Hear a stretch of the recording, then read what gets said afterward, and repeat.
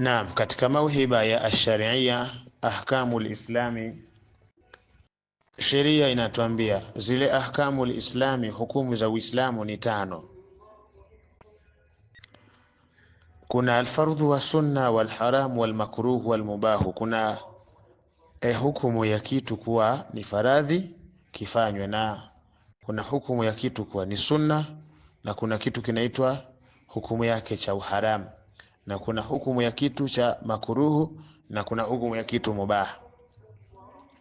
Alfardhu ma huwa ma yuthabu fa'iluhu, faradhi ni hukumu ambayo yule mwenye kufanya hiyo faradhi, kwa maana kitu ambacho ni lazima, kinampatisha thawabu mfanyaji, wa yuaqabu tarikuhu, na kinampatisha makosa madhambi mwenye kukiacha kile kitu cha faradhi. Wa huwa alwajibu, sawa na chenyewe kinakuwa hiyo alfardhu walwajibun, na wajibu bimaana wahidin, sawa, ila fi babil haji, kwenye babil haji ndio kuna tofauti. Ukizungumza wajibu na faradhi ni vitu viwili tofauti, lakini hapa katika milango yote ukisikia kitu fardhu, kwa maana ndio wajibu. Kwa yuthabu fa'iluhu, sawa,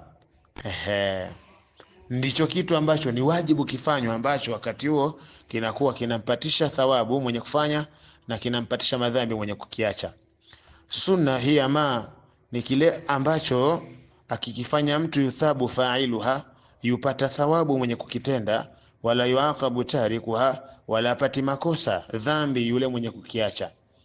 Sasa wahia suala la sunna, sawa, na mandubu, na kitu kinachoitwa mandubu kilichosunika, na mustahabu kinachopendezeka, bimaana wahidin. Ukisikia kitu yundabu, yusanu, sawa, mustahabu, hii inakuwa na maana moja. Unapozidi kusoma utakuta wayundabu sijui wayustahabu sijui wa sunna wayusanu, vitu kama hivyo.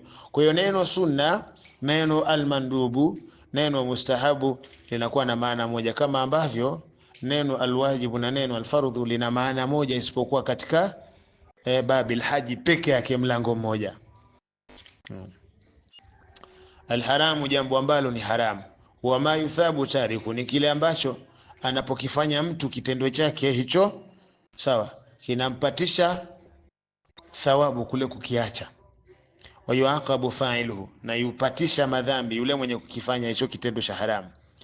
Makuruhu, maana yake ma yuthabu tarikuhu, ni yule ambacho mtu amekifanya kitendo ambacho amekiacha.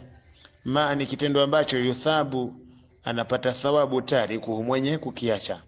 Wala na wala yuaqabu, hapati makosa, fa'iluhu, mwenye kukifanya.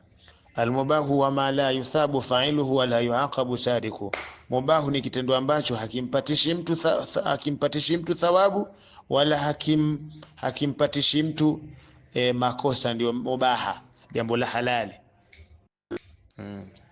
Mfano kama kula vizuri, sawa,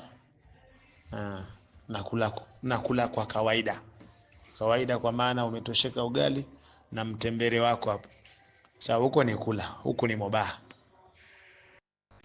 Kwa wakati huo uliyekula hivyo na yule aliyochukua biliana, sawa, pembeni hapo pana chipsi, sio kuna nini, vyote hivyo ni vilaji tu. Sasa aliyezidi katika ulaji na yule anayekula kawaida ndio mubaha. Unaona? Na mifano mingine kama mavazi, unaona?